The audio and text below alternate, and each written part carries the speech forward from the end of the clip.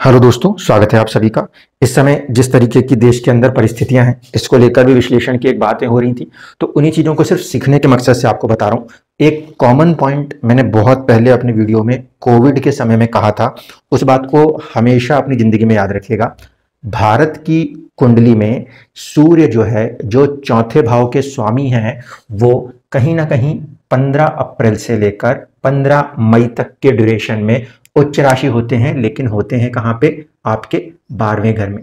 ऐसे स्थिति में ये समय भारत की कुंडली के लिहाज से कहीं ना कहीं उसे प्रभावित जरूर करता है। वो हमारे स्टेटस को किसी ना किसी रूप में चुनौती आवश्यक रूप से देता है, क्योंकि लगन कुंडली के लिहाज से हमारे इस क्षेत्र में यानी कि 4th हाउस का स्वामी सूर्य जब 12वें घर में जाता है, वहां पे 12वां घर सूर्य के लिए मृत्यु कारक स्थान के रूप में देखा जाता है, मरण कारक स्थान के रूप में देखा जाता है। और दूसरी बात है, वो नेचुरली चिंताओं को दर्शाता है। उच्च हो रहा है तो उच्च कोटि की चिंताओं को दर्शाता है। ये कंडीशन आपने कोविड की लहर के समय भी देखी थी। ड्यूरेशन अप्रैल और मई के बीच में ही सबसे ज्यादा बढ़े थे। इसके अलावा कारगिल के ड्यूरेशंस को आप देखेंगे, तब भी कहीं ना कहीं ये ड्यूरेशंस आपको नजर आएंगे। और एक बार फिर जो हुआ है, वो इस ड्यूरेशन में सूर्य का जो गोचर है वो 12th हाउस से, यानी कहीं ना कहीं 13 से 15 अप्रैल से शुरुआत जो हुई है, उसका असर 13 से लेकर 15 मई तक जो अभी चल रहा है उसके अंदर कहीं ना कहीं काम कर रहा है। पहली कंडीशन तो ये तो हो गया गोचरी प्रभाव। लेकिन गोचर हमेशा दशाओं के पीछे ही काम करता है, तो इस बात को थोड़ा सा समझने की कोशिश करते हैं पहले कि दशा क्या चल रही है। और ये जो 3 दिन रहे हैं, इन 3 दिनों में चंद्रमा की स्थिति और उसके नक्षत्र स्थितियों को ध्यान में रखते हुए समझेंगे कि क्या कुछ होता आ रहा है। ये पूरी वीडियो जस्ट एक पॉइंट ऑफ लर्निंग और एनालिसिस के रूप में ही देखनी है, क्योंकि मैंने पहले ना तो कोई ऐसी प्रेडिक्शन दी थी इस वॉर को लेकर और ना अभी भी, क्योंकि ये कोई वॉर नहीं है, ये जस्ट एक स्ट्राइक मात्र है। अभी भी देश जंग में नहीं उतरा है। कोई भी ऐसा प्रेसिडेंट जो सिग्नेचर होता है, नेशनल इमरजेंसी लगती है वॉर की, वो नहीं लगी है, इसलिए ये वॉर नहीं है। ये जस्ट एक सर्टेन सिनेरियो है जिसको आपको ऑब्जर्व करना पड़ेगा। सबसे पहली कंडीशन, सेना से संबंधित एक्शंस जब होते हैं, उस पीरियड में कहीं ना कहीं शनि और राहु एक दूसरे को पीड़ित और प्रभावित कर रहे होते हैं। साथ ही साथ मंगल प्रभावित होता है। अगर इस स्टेटमेंट के तथ्य को चेक करना हो तो जब हमारे पूर्व सीडीएस सर की डेथ हुई थी, हेलीकॉप्टर क्रैश हुआ था, वो मिलिट्री से जुड़ी हुई एक इंसिडेंट थी। उस ड्यूरेशन में भी कहीं ना कहीं शनि राहु से पीड़ित और प्रभावित हो रहा था दृष्टि से। और अब जब फिर से ये सैन्य हलचलें हुई हैं, तो एक बात को पहले ऑब्जर्व करके देखिए कि शनि और राहु साथ में हैं, गोचर का मंगल कर्क राशि में है और राहु की दृष्टि मंगल को भी प्रभावित कर रही है। सेनाओं से संबंधित जब कभी भी कोई इवेंट्स होते हैं, उस समय शनि और मंगल ये दोनों ही पीड़ित और प्रभावित होते हैं। और अचानक के मूवमेंट का जिम्मेदार हमेशा राहु रहा है, या तो कंजंक्शन के रूप में आया है या एस्पेक्ट्स के रूप में आया है। तो अब आज के बाद जब कभी भी आपको ऐसा दिखता है कि राहु शनि, राहु मंगल ये युति करते हो, और साथ ही साथ तीसरा ग्रह, अगर मान लीजिए युति राहु मंगल की है और इसमें राहु ने शनि पे दृष्टि दे दी, तो भी यही हलचल मचेगी। अगर योग बन रहा है शनि और राहु का, और ऐसे स्थिति में शनि ने या राहु ने मंगल को दृष्टि दे दी, तो भी यही सामान्य स्थिति मानी जाएगी। इसलिए इस कॉमन पॉइंट्स को पहले ऑब्जर्व करके चलिए कि ट्रांजिट के अंदर ये जो फैक्टर इफेक्ट है, शनि राहु और मंगल, जब ये तीनों प्रभावित हो रहे हैं, तब तब कहीं ना कहीं युद्ध की स्थितियां उत्पन्न होती हैं। पहला पॉइंट।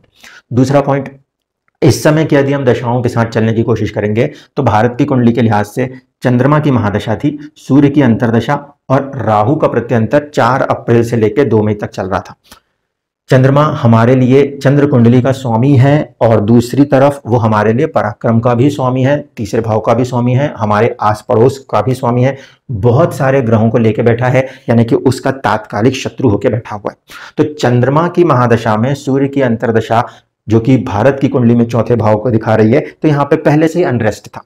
यहाँ के अनरेस्ट के अंदर क्या क्या चीजें देखने को मिली? इस अनरेस्ट के अंदर हमने जो वक्त बिल आया उसके अंदर एक अनरेस्ट देखा इंटरनली। पूरा बंगाल में जिस तरीके की हरकतें हुई हैं वो भी इंटरनली अनरेस्ट ही है। तो चंद्रमा की महादशा में सूर्य का अंतर साथ बैठे हैं, शत्रु स्थिति वाली जो बात है तत्कालिक, वो काम कर ही रही है। तो वो चुनौती तो भारत के अंदर पहले से बनी हुई ही थी। 22 अप्रैल का जब दिन आया तो चंद्रमा जो है वो धनिष्ठा नक्षत्र में जाके बैठ गया भाग्य के अंदर। यहां पे ये पोजीशन बनी भाग्य में, यहां पे बैठना और पराक्रम का स्वामी होकर। इस कुंडली में अगर हम देख रहे हैं लगन से तो तीसरे भाव पराक्रम का स्वामी होकर भाग्य में बैठा, और भाग्य में बैठा भी तो किस में बैठा, धनिष्ठा नक्षत्र में बैठा। धनिष्ठा नक्षत्र मंगल का है, और मंगल कहीं ना कहीं भारत की कुंडली में 12th और 7th लॉर्ड है। 7वां जो है उसका स्वामी मतलब बाहर की दुनिया के लिए एक इमेज, और 12th जो होता है वो या तो नुकसान दिखा रहा होता है या परेशानियां दिखा रहा होता है। तो चंद्रमा जो कि महादशा में भी था वो भाग्य में बैठा। हमने जाके वहां पे किसी को नहीं बोला कि आके हमला कर दीजिए, किस्मत से यहाँ पे अटैक हुआ, और इस ड्यूरेशन में जब अटैक हुआ तो देखिए मंगल का प्रभाव आया। मंगल जो हमारे कुंडली के लिए, इस पर्टिकुलर कुंडली के लिए बीइंग अ 7th लॉर्ड मारक माना जाता है। दूसरा वो जो 12वें भाव का स्वामी है, 12वें भाव का स्वामी होने के कारण चिंताएं या परेशानियों को दिखाने वाला ग्रह भी माना जाता है। असर उसका किस पे करना है, उस पूरे फेस को असर करना है हमारे लिए 2nd हाउस में। 2nd हाउस का मतलब हमारे लिए कुंभा होता है, तो देश पूरा एकजुट जो है वो कुंभे के पॉइंट ऑफ व्यू पर होता। यहां जो इंसिडेंट हुआ इसको पूरी दुनिया ने, पूरे भारत ने एक समान एक रूप में देखा, यानी उसने कहीं ना कहीं यहाँ पे इस नक्षत्र के माध्यम से पूरी चीजों को एक तरफा इफेक्ट किया, 2nd हाउस को इफेक्ट किया, हमारे फाइनेंसेस, हमारे सेविंग्स के ऊपर भी इफेक्ट किया, जिसकी कि अभी हम चर्चा नहीं कर रहे। मेजर मुद्दा, जब पर्टिकुलर ग्रह खासकर चंद्रमा जिस दिन जिस नक्षत्र में गोचर करता है, उस नक्षत्र के स्वामी के प्रभाव के जो रूप हैं वो भी उसके अंदर देखने को मिलते हैं। वार के स्वामी और उन चीजों को भी आप इसमें ऐड कर सकते हैं, मैं अभी उसमें ज्यादा उलझने की कोशिश नहीं करूंगा। मेजर फैक्टर, सबसे पहले चंद्रमा उस दिन मंगल के नक्षत्र में गया, और मंगल के नक्षत्र में होने के साथ साथ वो कहाँ था, वो भाग्य में बैठा था। अगर आप चंद्र कुंडली को ध्यान से देखेंगे तो चंद्र कुंडली से सप्तम बैठा था, लगन से भाग्य में था, और चंद्रमा चंद्र कुंडली से सप्तम में बैठा था। 7वां घर यानी फिर वही बाहर की दुनिया, बाहर की चीजों को प्रोजेक्ट करना, तो चंद्र कुंडली से भी उसने इफेक्ट किया बाहर की दुनिया के ऊपर हमारी इमेज को। यहां से 22 अप्रैल के बाद जब अगले दिन होना था तो इसको धनिष्ठा नक्षत्र में होते होते अष्टम में, चंद्र कुंडली से अष्टम में जाना था। 7वां घर जब भी इन्वॉल्व हुआ है तो हमने बात देखी है किसको लेकर, मारक स्थान को लेकर। तो उस हिसाब से लगन कुंडली का 7वां मंगल के रूप में मिल रहा था, चंद्र कुंडली से 7वां चंद्रमा स्वयं बैठा था। इस पर्टिकुलर ड्यूरेशन के अंदर जो भी हमारा एक नेगेटिव इवेंट भारत के अंदर हुआ, 26 लोगों की जो प्राण गए, वो इस ड्यूरेशन के अंदर देखने को मिली, जन हानि। ठीक है, अब दूसरा 7 मई की डेट पे अगर हम ऑब्जर्वेशन लेते हैं तो यहाँ पे दशाओं में कुछ चेंजेस आए थे, उसको देख लेते हैं। 4 अप्रैल से लेके 2 मई तक हमारे पास था चंद्रमा में सूर्य और सूर्य में राहु। सूर्य में जब भी राहु चलेगा वो कहीं ना कहीं दशाओं के लिहाज से चिंताएं दिखाएगा।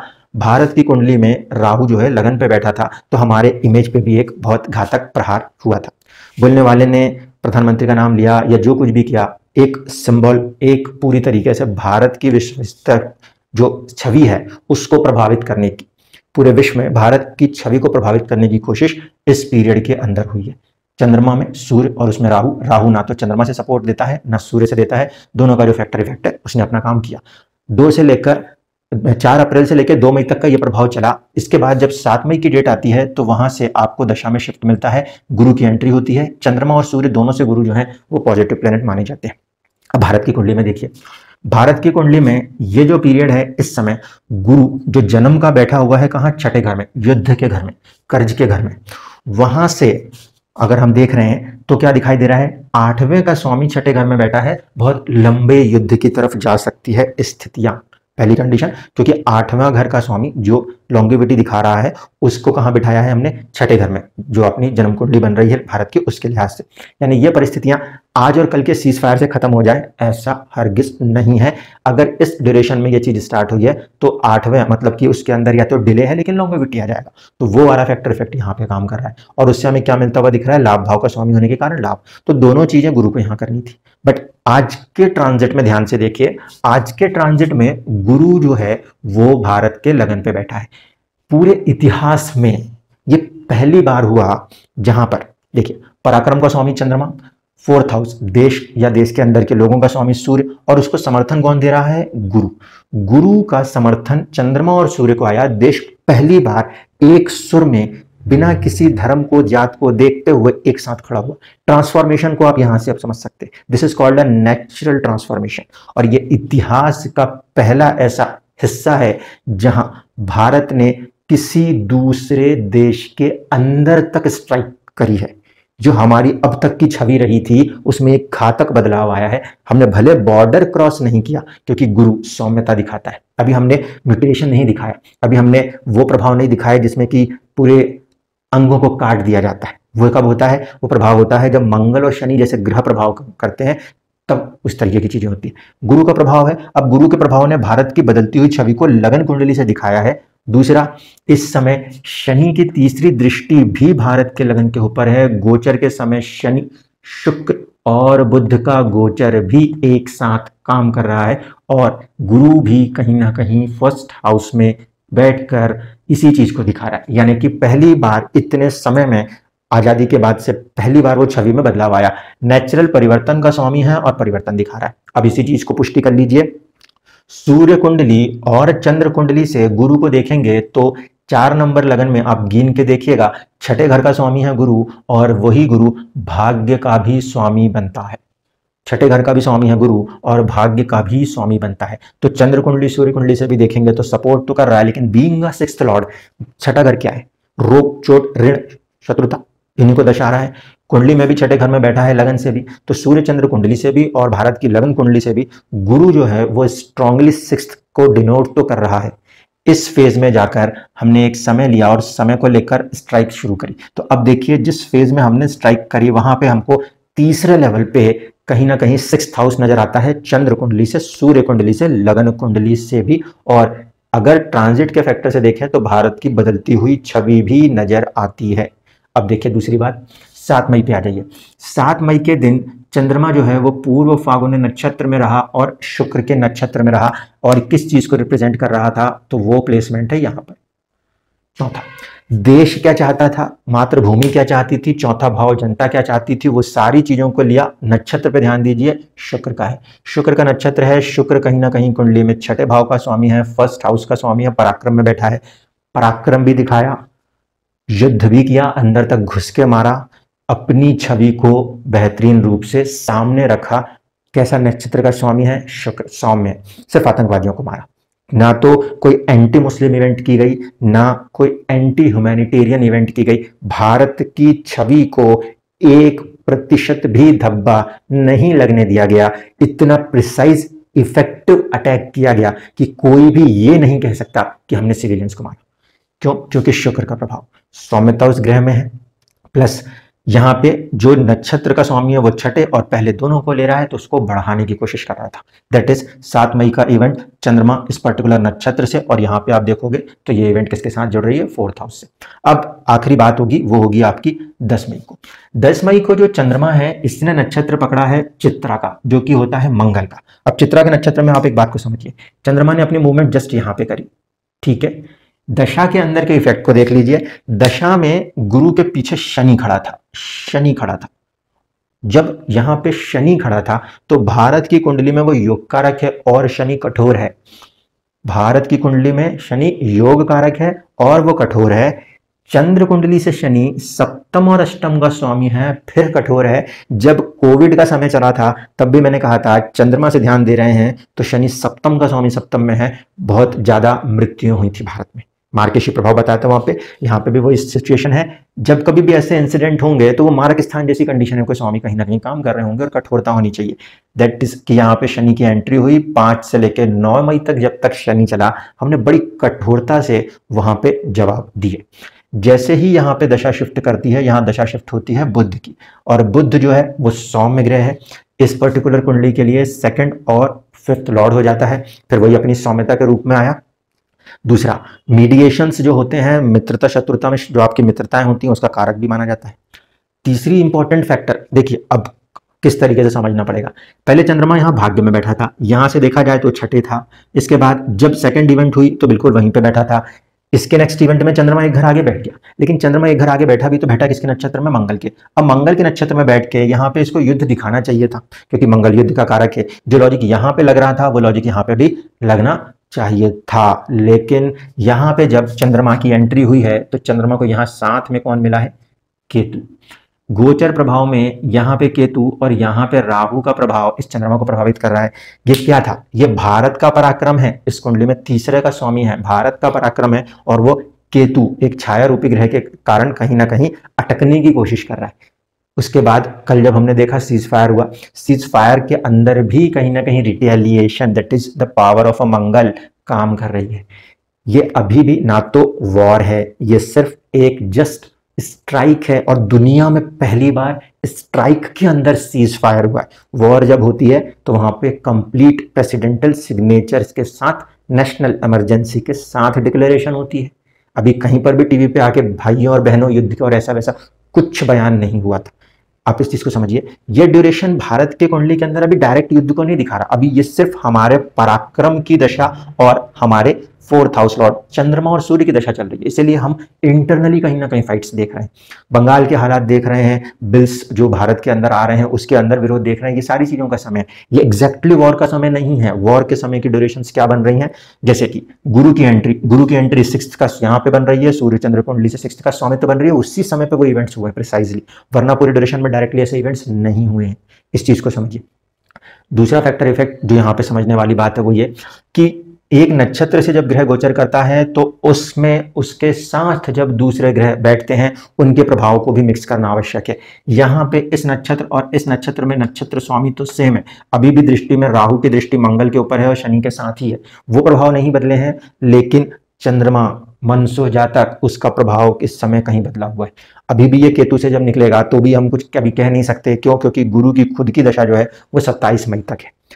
दूसरी कंडीशन, यहां से जब सूर्य हटेगा और इस पर्टिकुलर 1st हाउस में आएगा जो कि तकरीबन 15 मई के बाद से होगा, तब जाके हम कह सकते हैं कि कुछ रिलैक्सेशन, कुछ रिलीफ की स्थितियां यहां पे बन सकती हैं। अभी भी ये बहुत स्ट्रांगली नहीं कह पाएंगे। रीजन देखिए, जब सूर्य यहां पर आता भी है तो ऐसी कंडीशन में शनि की तीसरी दृष्टि, गुरु का साथ और केतु की दृष्टि प्लस राहु का प्रभाव उसके ऊपर हावी होगा। तो यहाँ पे हमारे को 27 मई और यहाँ पर हम अगर देखेंगे तो 15 मई से 15 जून, मोटा मोटा अगर कहते हैं ये जो संशय की स्थितियां अभी भी चल रही हैं, ये संशय की स्थितियां कंप्लीटली अगर ओवर होंगी तो वो जून के बाद जाकर ही होंगी, और उस जून की अवधि तक मंगल जो है वो भी अपनी नीच राशि से बाहर आके राहु की दृष्टि से जो वो पीड़ित प्रभावित है उससे भी बाहर आ जाएगा। तब जाके ये पूरी तरीके से एक कंप्लीट शांति की बात आप सोच सकते हैं। बट इवेंट्स को अगर हम एस्ट्रोलॉजिकल पॉइंट ऑफ व्यू से रीड कर रहे हैं तो हम क्लियरली देख रहे हैं, यहाँ पे जैसे ही थोड़ा सा सौम्य ग्रह ने अपनी दशा दिखाई है, हमने वहां पर थोड़ी सी सौम्यता को अनुभव किया है। चंद्र कुंडली से बुध 12वें का स्वामी है जो विदेश को दर्शाता है। इस समय के गोचरीय प्रभाव में अगर आपने बुध को स्टडी करना है तो वो नीच और नीच के बाद 12वें घर, इन दो की तरफ के प्रभाव को दिखाता है। ये दोनों ही चीजें दशा में चलने वाले ग्रह को एक वीकनेस के आसपास से दिखा रही हैं, अगर वो नीच है तो भी या 12वें गया तो भी। इन चीजों के कारण अभी वो इफेक्ट हमारे ऊपर नजर आता है।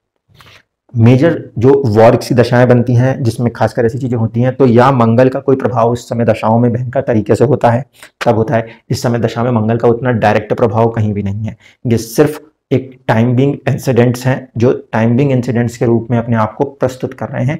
जो एक लंबी जंग होती हैं वैसी वाली स्थितियां अभी इसके अंदर डायरेक्ट तौर पर नजर नहीं आती। अब आप इसको आराम से चेक करके देखिए और समझने की कोशिश करिए। जो चीजें लगन कुंडली से, जैसे इसका छठे में बैठना, सूर्य चंद्र कुंडली से इसका छठे का स्वामी भी होना, तो उसमें वो छठा वाला प्रभाव जो है वो कहीं ना कहीं बहुत ज्यादा बढ़ा हुआ है। तो जब भारत ने कर्ज लिया था, ये जब ऐसी स्थितियां बनती हैं युद्ध की, तब क्या गुरु का कोई रोल आता है? सेना की मूवमेंट का रोल मैं बहुत स्ट्रांगली आपसे कह रहा हूं। जब भी दुनिया में किसी भी प्रकार के बड़े युद्ध होते हैं उस समय राहु, शनि और मंगल को देखिए, और इसमें जब ये तीनों प्रभावित हो रहे होंगे, क्योंकि मंगल 45 दिन तक एक जगह बैठता है, तो ऐसी कंडीशन में जब वो पीरियड प्रभावित हो रहा होगा तब जाके दुनिया में सैन्य मूवमेंट्स बहुत तेज गति से आपको नजर आ रही होंगी। धन्यवाद।